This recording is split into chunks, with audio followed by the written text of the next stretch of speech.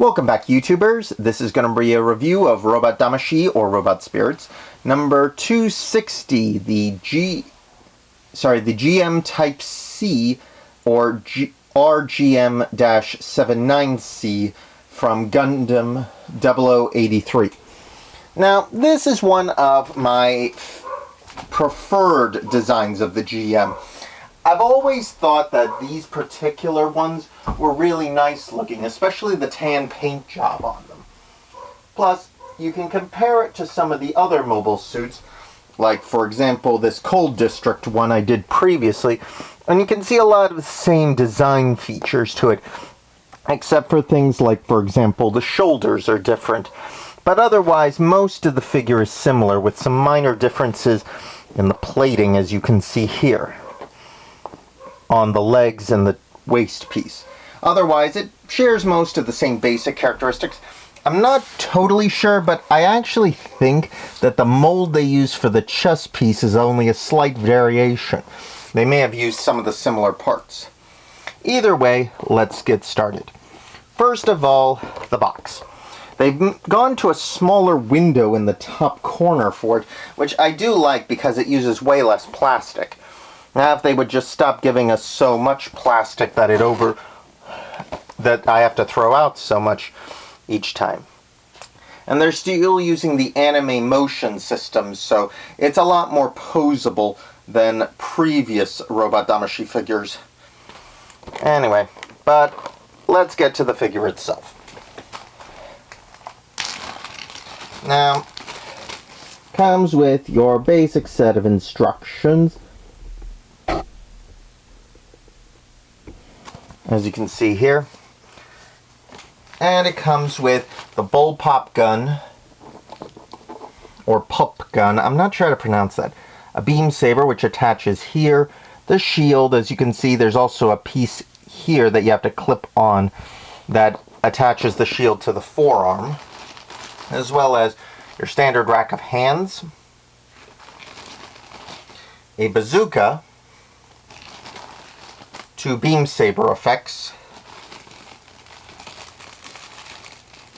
2 thrust jets, so you can pop those in the back here.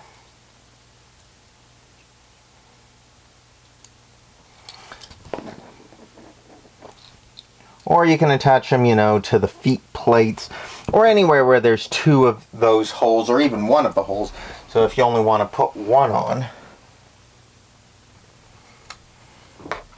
Plus a variety of other attachment parts, mostly for keeping things like the bazooka on, or the shield on. As you can see, we've got a curved one, another one of these, it's for holding that at a different angle, one for the back to hold the shield on. It also has these 2 spike antennas. One's at a slightly different angle, I think, but I don't normally keep it in because I worry about these things falling out in my place. I don't want to lose it in between the floorboards or something, because I've had that happen once with a Figma of mine.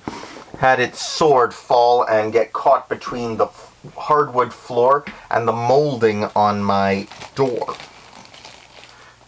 So I couldn't even see it. It drove me crazy trying to find it. But anyway, as you can see, it's pretty standard. It measures up pretty much very similarly to the other GMs in the series. Same shield, same bullpup gun, same stuff in general. One thing I do find interesting is that for the beam saber effect, they went with this one instead of the standard crisp beam. This one's got more of a crackly effect here.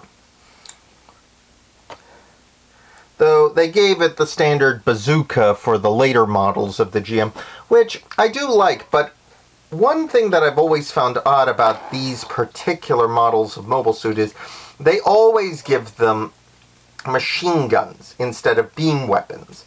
That's just lore-wise, it's not against the figure or anything. But I always found it odd that they always go to machine guns, even though beam sabers exist.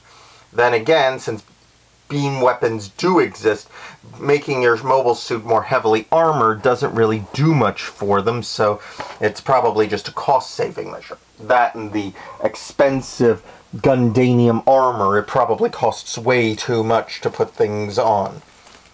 Every single suit, and they only put it on their super prototypes. Either way, it's a pretty good one. Your standard amount of posability, especially in the legs like this.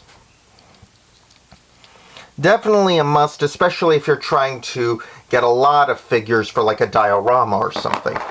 I recommend this one. It's definitely a must get for this series, especially because 0083 is one of my favorites. I like it especially because the characters are basically, while they're involved, they're not the heroes of this story. No one really is the hero. While Ko and the others are trying to deal with all the problems that are going on, trying to stop the Dalaz fleet and such. It's really more their story than anything else, the Dalaz fleets and what they're trying to do. And more about Gato, the pilot of the GPO-2, and later that mobile armor he pilots. Anyway, but if you like, please like, subscribe, comment below if you can, and share this video with your friends. And I will see you guys next time. Ciao!